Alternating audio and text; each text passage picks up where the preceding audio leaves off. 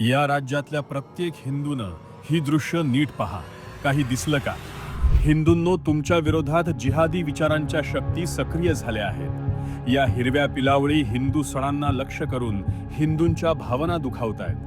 गणेश पूजा असो वा दुर्गा पूजा, हिंदूंच्या पवित्र सणांना टार्गेट करणं आणि सनातनी श्रद्धेवर घाव घालणं हाच आहे जिहादी सापांचा अजेंडा. आता तर हद्दच केली.